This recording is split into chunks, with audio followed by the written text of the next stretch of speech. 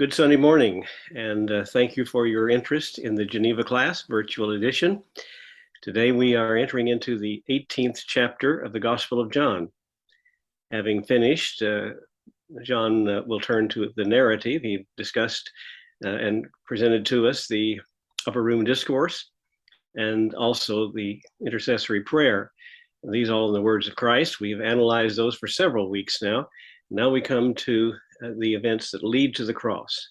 And today, just the arrest. And we'll come to the trial later, but I want to focus on the arrest. So thank you again for joining us. And I hope and pray that this is a profitable class for you, a building of faith and deepening your understanding of what went on in the life of Christ. Do hope that what you hear is the truth and that God receives the glory for it. And so the arresting of Jesus, John 18, 1 to 18. And here is the text. First, we'll look at the first 11 verses, and then later at the last verses. When Jesus had spoken these words, he went out with his disciples across the brook Kidron, where there was a garden, which he and his disciples entered. Now Judas, having betrayed him, also knew the place, for Jesus often met there with his disciples. So Judas, having procured a band of soldiers and some officers from the chief priests and the Pharisees, went there with lanterns and torches and weapons. Then Jesus, knowing all that would happen to him, came forward and said to them, "Whom do you seek?" They answered him, "Jesus of Nazareth." Jesus said to them, "I am he." Judas, who betrayed him, was standing with them. When Jesus said to them, "I am he," they drew back and fell to the ground. So he asked them again, "Whom do you seek?" And they said, "Jesus of Nazareth." Jesus answered, "I told you that I am he. So if you seek me, let these people go."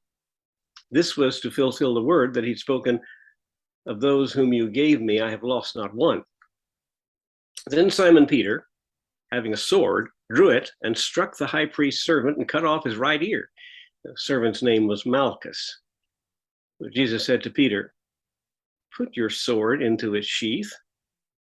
Shall I not drink the cup that the Father has given me?"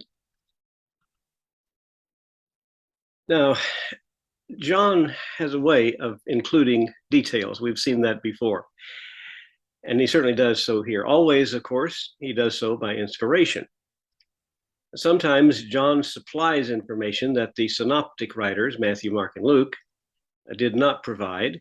There are reasons that they oftentimes would leave things out. Some have suggested that because they wrote early and the apostles still were living, it might endanger them to tell too much about them at that time. And then that was left for John later after the others had died.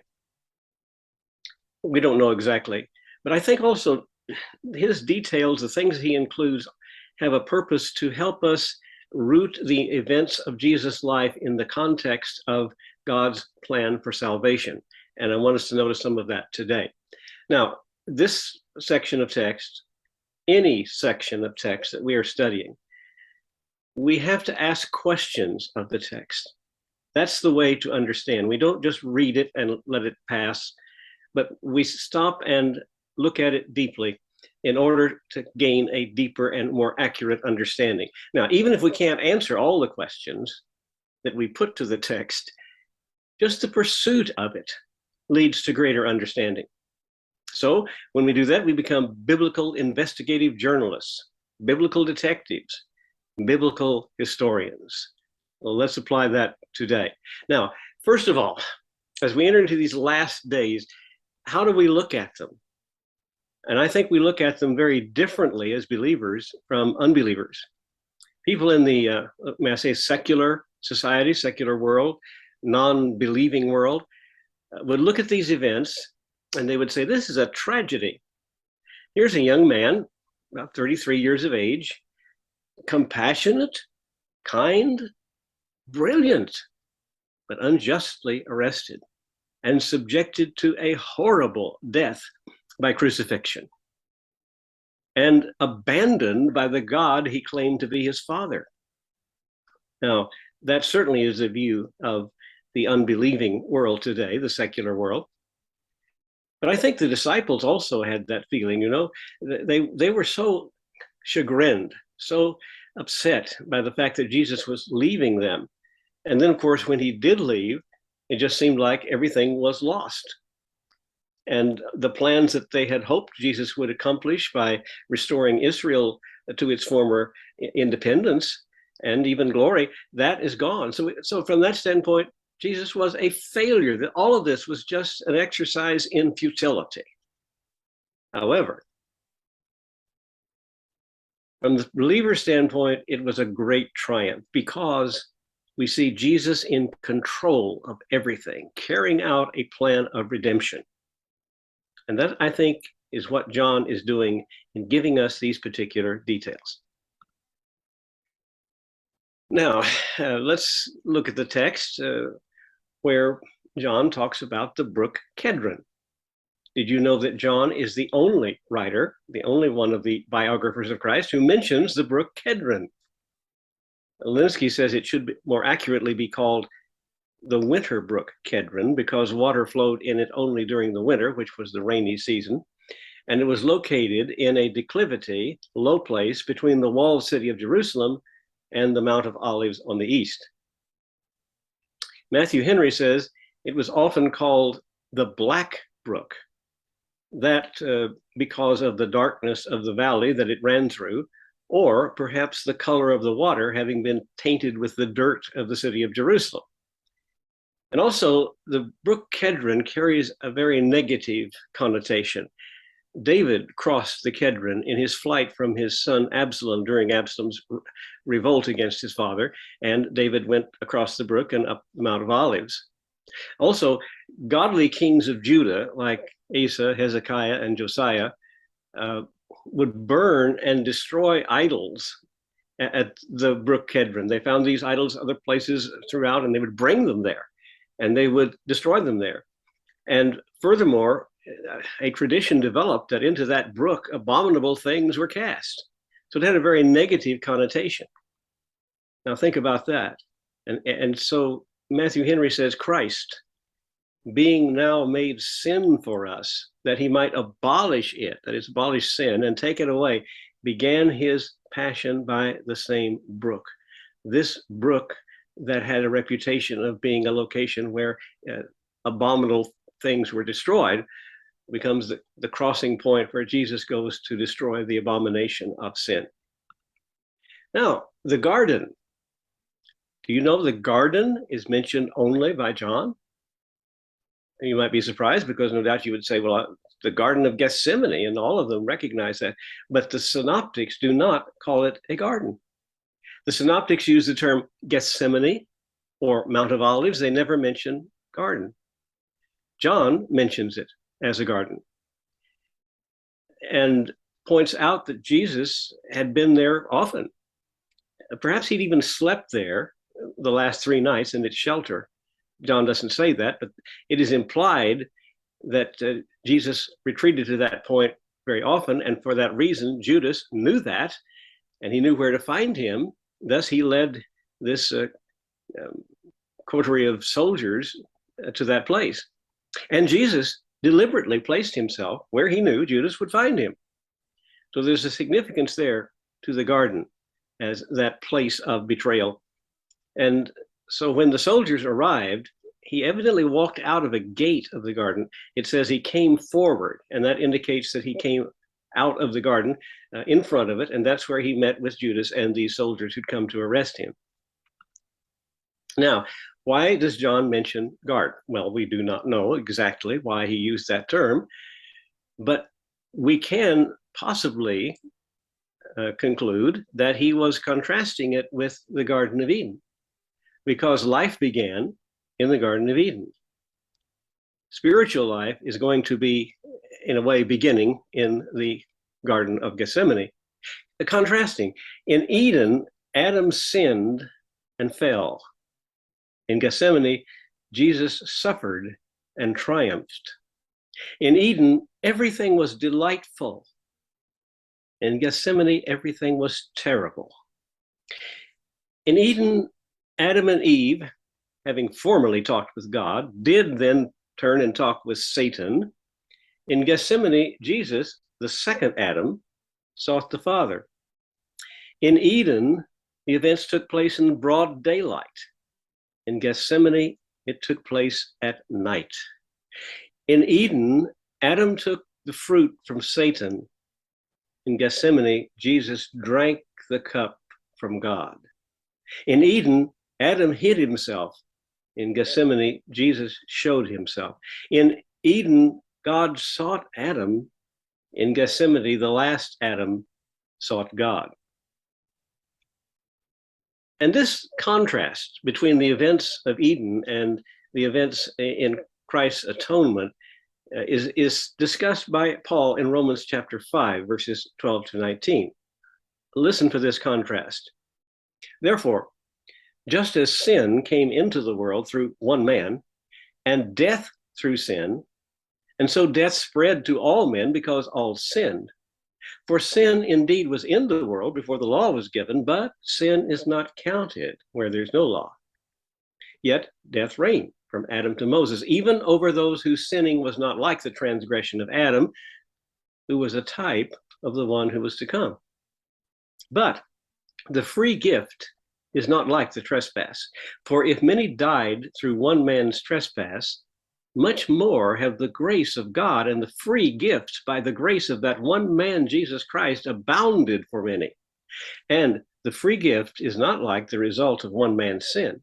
For the judgment following one trespass brought condemnation, but the free gift following many trespasses brought justification. For if, because of one man's trespass, death reigned through that one man, much more will those who receive the abundance of grace and the free gift of righteousness reign in life through the one man, Jesus Christ. Therefore, as one trespass led to condemnation for all men, so one act of righteousness leads to justification and life for all men. For as by the one man's disobedience the many were made sinners, so by the one man's obedience the many will be made righteous. And then we might ask the question of the text, why was Jesus arrested at this time and this place, and what did the kiss of Judas have to do? Well, now, John does not discuss the kiss of Judas. He discusses Judas and his betrayal, but rather he talks about Christ rather than Judas. Now, Christ made no attempt to hide, and probably this arrest was not for fear of the people and done in secret in that sense, for fear that if it was in the open, why there would have been some type of riot. There are all kinds of explanations for why here in this garden or outside this garden at night, Jesus is arrested. Here's what Boyce thinks, and I agree with him. Probably it was just that they were afraid of Jesus. Now, let's think for a minute. Jesus had become quite popular. That really disturbed them. He had performed signs, miraculous signs, that they could not deny. They had tried to arrest him before. They sent out soldiers, and the soldiers came back and said, never man spoke like this man. They tried to stone him, and he slipped away from them. So it began to appear to them that he was unarrestable. So when Judas came, he rather gave them the excuse they were looking for. He rather prodded them into action. You better do it now. I'm going to kiss him. I'm going to identify him by a kiss. You do your job and arrest him. Now, was it the kiss of Judas, or was it Jesus' words? Well, as I mentioned, John doesn't mention the kiss of Judas. The others do. He doesn't deny that it happened, but he puts the emphasis on what Christ said. Now, in terms of whether Christ's comments or Judas' kissing comes first, obviously the kiss of Judas came first, because it was when Jesus answered them. He asked them, whom do you seek? And they said, Jesus of Nazareth. And he said, I am he. It was after that comment that action really occurred. And at that point, Judas had stepped back and was standing with the soldiers. So obviously the kiss of Judas came first and did not have the effect that the words of Jesus did. But both the kiss and Jesus' self-identification would suffice for arrest. But what was really significant was the fact that 2 times he said, "I am he." And in the second time, he adds the comment, "You let these disciples go." This voice of Jesus, the voice of one who calmed the waters, who drove out demons, and who performed miracles and constrained the devil, now had its effect on this crowd of soldiers. They fell backwards to the ground. And that was not a natural phenomenon. At that point, any glory that Judas sought to gain for himself by betraying Christ to the enemy was lost. At this point, certainly Jesus is in full control, and his words took the situation completely out of Judas' hands. Now, John also enumerates the people who came. He said, Judas, having procured a band of soldiers and some officers from the chief priests and Pharisees. Now, the band of officers would be Roman soldiers. They would have been positioned up front, obviously. And they would have been stationed at the fortress Antonia, which adjoined the temple. Now, some of the commentators point out, and I think this is the case, that not all of the soldiers from Fortress Antonia left. That would not be a good idea. That would leave the fortress unprotected. They would be vulnerable to some type of rebellion or invasion by Jewish forces. So let's say half did. There were 1,000 that were stationed there. That would be 500. We don't know how many. We don't know how many remain behind. So we'd have to say that the soldiers were in number coming after Jesus were 500 to 1,000. Now, the officers from the chief priests and Pharisees are called, and here's the Greek word, huperetai, that means underlings. They were simply the temple guard, the temple police force serving under the authority of the chief priests. And of course, the chief priest is under the authority of the Romans. Now, as far as Malchus is concerned, and we later learn about Malchus from this narrative, Malchus was the personal servant of the high priest, and probably the highest station of any person there in terms of his position. And they came with lanterns, torches, and weapons. Lantern, the word for lantern is lampos. It was a lantern that was frequently fed with oil, so you'd say an oil lantern. And torch in Greek is phantos, which carries the idea of glowing, emitting light. Now, why did they bring the lanterns and torches? Because they had a full moon. Passover occurs during the full moon. And assuming there are not clouds, doesn't seem to be any at this time, they would have plenty of moonlight. So we don't know why they came with lanterns and torches. It might be they anticipated that Jesus would make a run for it. Of course, he didn't intend to do that, but they might have thought he was going to. And if he ran into the darkness somewhere and tried to hide himself, they would have these lamps to identify him, to make sure they had the right person by shining it in his face. That, of course, is simply a conclusion we might draw, speculation. As far as the weapons are concerned, rather ironic they would bring these weapons. Jesus noticed that. You come after me with weapons. Why did they have the weapons? To arrest one man who was known as a man of peace and not violence. Well, it could be that they thought even here there would be some type of uprising of the people. But that's the way they came. Roman soldiers up front, probably Malchus at the very front, and the huperetai, the officers of the temple guard, they would be behind. Matthew Henry makes the comment, Jesus would not allow himself to be crowned. Remember that instance earlier that John records that they tried to make him a king, but he refused to take the crown. So Jesus would not allow himself to be crowned, but puts himself forward now. And Henry comments, for he came to this world to suffer, and he went to the other world to reign. And as soon as they enter, Jesus asks them a question. Matter of fact, he'll ask it twice. Whom do you seek? Now, their answer was Jesus of Nazareth. It's interesting, they do call him Jesus, but these are Romans speaking, so I suppose they would not have the reticence to use that term. Jews did not do it because to say Jesus would mean Savior. That's what the word means. They said Jesus, and they said Jesus of Nazareth. Nazareth always carried a pejorative connotation. Can any good thing come from Nazareth? So to say it came from Nazareth is rather an insult, they're hoping. But at any rate, they called him Jesus of Nazareth. And his answer, I am he. And he made that statement twice. Of course, I am is another claim to being God. I am in Greek, eimi, or ego eimi, I am, is the same as Yahweh in Hebrew. And it's the sacred four-letter word that identifies God. But beyond that, Jesus identified himself clearly, and especially the second time, to allow the disciples to escape. And really, it's an implied command.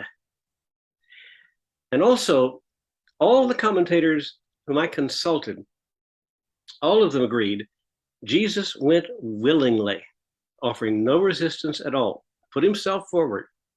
He went willingly, he surrendered, but he did demand that his disciples be spared. The arresting party, as we've seen, fell to the ground. They shrank back and retreated from Jesus because they heard an unexpected challenge and a note of authority in the voice of Christ, demanding an answer. Now, this effect on the soldiers, they're falling back to the ground, compares with the effect on anyone who stands in the presence of the holy, like Isaiah, when he saw the vision of God high and lifted up in the temple, and he fell down and said, woe is me, I am undone, I'm a man of unclean lips. Moses, in several encounters, as the time when he was told by God to take the sandals off his feet, for the ground on which he stood was holy ground, or when he was up on Mount Sinai and came back with the tables, and he had his face shining so brightly that the people, the Israelites, asked him to put a mask over, a veil over his face. And also, Moses had requested to see the face of God and was told nobody can see the face of God and live, and he was allowed to see only the back part of him. So in the presence of holiness, I think this is the reason that these soldiers, perceiving that, fell on the ground. And Jesus' comments to them, as I said, was a command. Matthew Henry says, he speaks this as a command to them rather than a contract with them, for they lay at his mercy, not he at theirs. He charges them, therefore, as one having authority, let these go their way. It is at your peril if you meddle with them. And I think here we see really the point of all of these details. In answer to inquiry as to why John includes such detail, perhaps this statement is a clue. John seeks to show the power, authority, purpose, and mindset of Christ. He seeks to show that Christ is in charge, not this band of soldiers. Luther agrees. Very properly, Luther said, they should have thought, lo, if this man can do this with a single word, which is not even a curse, but a friendly answer, it surely must signify something special that he so willingly yields himself to be captured. He would defend himself, yet he does not do so, but he suffers. Therefore, the divine power with which he so often and now in the garden displays is in one word. This power will not be able to allow itself much longer still to be restrained. His foes must go down, but he will rule. This, the disciples especially were able to conclude from this miraculous act. And I thought about last week when we observed Reformation Sunday and sang Luther's hymn, A Mighty Fortress is Our God. And this particular stanza seems to apply to what happened on this occasion. Maybe Luther had that in mind. And though this world with devils filled should threaten to undo us, we will not fear, for God has willed his truth to triumph through us. The prince of darkness, grim, we tremble not for him. His rage we can endure, for lo, his doom is sure. One little word shall fell him. In this instance, maybe it was two words that fell those soldiers, just words from Jesus. I am. Actually, you can notice on the right, ego eimi, he could have just said eimi. The text says ego eimi. Adding that ego, that's I, it just emphasizes I am he. So one word or two, it fell them. They fell over backwards when Jesus spoke. Now, what did Jesus mean about saving the disciples? Let them go. In the intercessory prayer, which we studied earlier, Jesus mentioned that he had lost none but the son of destruction or son of perdition, namely Judas.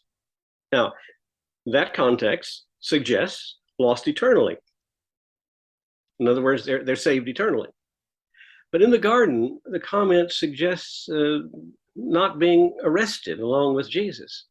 That would be a temporal salvation. So is there a contradiction? Is he talking about eternal salvation or temporal salvation? Well, Luther comments that Jesus intended that they be guarded in both ways. Being guarded from Roman and Jewish authorities would enable them to fulfill their mission. They would be able then to go out and preach the gospel, which was the commission given to them by the Lord. Had they been arrested, they would have been plunged into a spiritual test, perhaps beyond their ability to endure. That's what Luther said. It reminds us of the Lord's Prayer, where Jesus prayed, lead us not into temptation. And that has been interpreted to mean, Lord, don't bring us into a place of trial and temptation that is so great that we cannot endure it. And so Luther suggests that might have been the case if they had been arrested. Calvin agrees with him. And in that case, when he said that the scripture might be fulfilled, it would include both the spiritual and the temporal salvation. Now let's see what Matthew Henry says about it, and you'll see that he agrees. Though Christ keeping them was meant especially for the saving of their souls, yet it is here applied to the preservation of their natural lives, and very fitly, for even the body was a part of Christ's charge and care. He is to raise it up at the last day, and therefore to preserve it as well as the spirit and soul. But this is not all. The preservation of the disciples was, in the tendency of it, a spiritual preservation. They were now so weak in faith and resolution that in all probability, if they had been called out to suffer at this time, they would have shamed themselves and their master, and some of them, at least the weaker of them, would have been lost. And therefore, that he might lose none, he would not expose them. The safety and preservation of the saints are owing not only to the divine grace in proportioning the strength to the trial, but to the divine providence in proportioning the trial to the strength. But Peter almost blew it, impetuous Peter, and he cut off Malchus' ear, and that could have precipitated a riot. It could have disrupted the plan of God and the purpose of Christ to go to the cross. No telling what could have happened. And once again, you see Jesus taking control of the situation. He told Peter to put up his sword, and he healed Malchus' ear. Now, Peter's act of cutting off the ear of Malchus was courageous, but ignorant. Now, he probably intended to kill him. He probably aimed his sword for the middle of his head with the idea of just splitting his skull. But maybe Malchus saw that what was about to happen and turned his head just in time, and it caught his ear. That is a possible explanation. So sheathe your sword, Jesus said to Peter. The cup the Father has given me, the cup of wrath, shall I not drink it? Very much like Peter when he said that Jesus would never go to the cross. It'll never happen. And Jesus said, to get behind me, Satan. And he told him also when Peter said, I will never deny you, that he would deny him 3 times before the cock crowed. But he said, I have prayed for you that your faith be sustained, and when you are converted, strengthen your brothers. So Peter is that kind of impetuous person. We've seen that before. Now, Malchus had a very high position in the household of the high priest, and that probably means he was up front representing the high priest, deliberately trying to get in front of the Roman soldiers. And so a very important person, it could have caused a great problem had Jesus not stepped in and taken control of this situation. Now, let's go to the events just following the arrest. When they took him, they bound him, they took him to Annas, the high priest. And I want us to see that event and also talk a little bit about the Jewish legal system and how it was designed to make sure that no one who is innocent ever have to be punished for a crime they didn't commit. So let's take the text and look at it from John 18, verses 12 to 18. So the band of soldiers and their captain and the officers of the Jews arrested Jesus and bound him. First, they led him to Annas, where he was the father-in-law of Caiaphas, who was high priest that year. It was Caiaphas who had advised the Jews that it would be expedient that one man should die for the people. Simon Peter followed Jesus, and so did another disciple. Since that disciple was known to the high priest, he entered with Jesus into the courtyard of the high priest, but Peter stood outside the door. So the other disciple, who was known to the high priest, went out and spoke to the servant girl who kept watch at the door and brought Peter in. The servant girl at the door said to Peter, "You're also not one of these disciples, are you?" This man's disciples. He said, "I'm not." Now, the servants and officers had made a charcoal fire because it was cold, and they were standing and warming themselves. Peter was also with them, standing and warming himself. There's some question about whether it was Caiaphas or Annas who was high priest. John's comment is that Caiaphas was high priest that year. Actually, Annas was the official high priest under Jewish law, because Jewish law says the high priest is appointed as a lifetime appointment until death. So he could not be high priest and still alive. However, Romans had, of course, taken over, and Israel was only a subject state to them. They had annexed Israel to Syria to make up a Roman province, and they made sure that they were controlling what took place in Israel. So they took it upon themselves to replace high priests who displeased them. They had replaced Annas in 15, and after another high priest briefly served, they had installed Caiaphas in AD 18, and that's why he is high priest at this time. The second trial was under Caiaphas. It is a decisive trial. Not much happened under Annas, but Caiaphas and Annas were of one mind regarding Jesus. They both agreed he needs to die. The next day, a trial would be convened under the Sanhedrin. Now, question, who is this other disciple? The other disciple is mentioned again only by John. Matthew, Mark, and Luke do not mention. They mention Peter, but not John, or not this other disciple, whom we assume is John. And most scholars today do assume is John, but there's some question. Let's go back and look again at the particular words. Since that disciple was known to the high priest, he entered with Jesus into the courtyard of the high priest, but Peter stood outside the door. So the other disciple, who was known to the high priest, went out and spoke to the servant girl who kept watch at the door and brought Peter in. Now, John Calvin and Matthew Henry both think that it was not John, but some anonymous disciple. The reason for their conclusion is, how can a fisherman possibly be a friend, an acquaintance of the high priest with such a standing that he can just walk into the temple and into the courtroom? However, the argument that it was John is the fact that John never uses his own name except once in the book of Revelation. He calls himself the disciple whom Jesus loved, or he calls himself the elder. He doesn't identify himself by name. And also, he was close to Peter. Peter, James, and John were on that inner circle. It makes sense that Peter and John would be so concerned about Jesus, would want to go with Jesus and be with him. That makes a good little sense. So we don't know for sure. I particularly think I hold to the viewpoint that it was indeed John. Now, as far as Peter's concerned, his whole situation with wanting to be there with Christ and then still denying him 3 times, Luther comments that just served as an illustration of the great fruit of passion And Peter was a man of great passion, and he sinned as a result, but also an example of the forgiveness of sin. That occurring in the answer to Jesus' prayer for Peter, that intercessory prayer that I mentioned a moment ago, recorded in Luke. Linsky notes, believing, of course, that it was John, Linsky notes that Peter and John, that love drew them to follow, but fear kept them at a distance. And Linsky further puts forth a theory that John wants to record this incident to take full blame for it. In other words, Peter was there only because I took him there.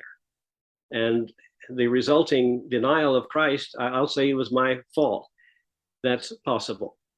As far as the maid is concerned, why did she take over at this point and interrogate Peter? You're not one of his disciples, are you? And that was the first time that he denied. It's followed by 2 more times. Maybe, as Linsky suggests, maybe this maid wanted some attention for herself. Maybe she wanted to know, I can do what and find out what you men don't know. I found out that this man is a disciple of Christ. Now, I want us to turn to the Jewish law. We'll talk about the Roman law later, but the Jewish law was very particular in protection of defendants. First of all, only the Sanhedrin could hear cases involving a capital crime. They could still hear those cases. They could not actually carry out the death sentence. The Romans had taken that away from them. That's why they had to go to Pilate. Now, in order for this court to convene, all of the Sanhedrin members had to be present, 71 of them, 23 priests, which was the religious element, 23 scribes, representing the legal elements, 23 elders, representing the social or democratic element, plus 2 presiding officers, makes a total of 71. All of these judges had to be a Hebrew of the Hebrews. That is, they had to be full-blooded. They had to have 2 Hebrew parents, no Gentile blood. The judges had to be learned in the law. They had to be linguists because no translators were allowed, and oftentimes people would come to court who didn't speak Hebrew. So they had to know the different languages.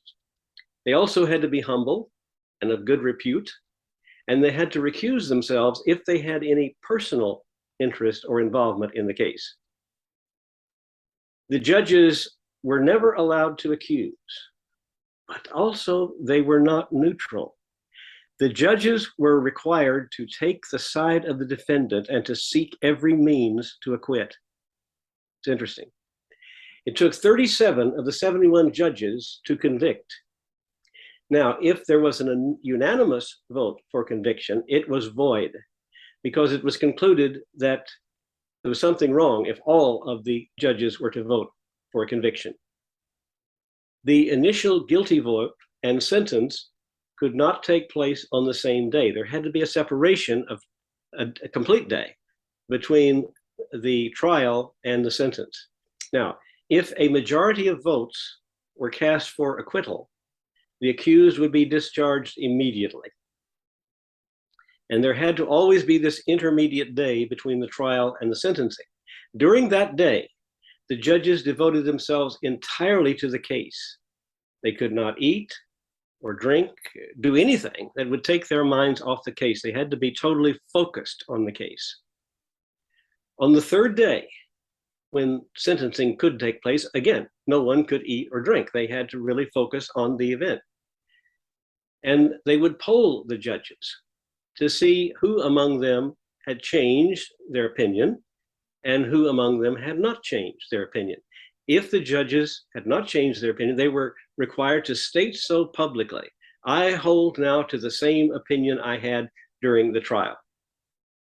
Now, any judge who changed and who said, I no longer hold the same viewpoint, I did believe that this person was guilty, now I believe he's innocent, that judge would be allowed to acquit, to cast a vote for acquittal.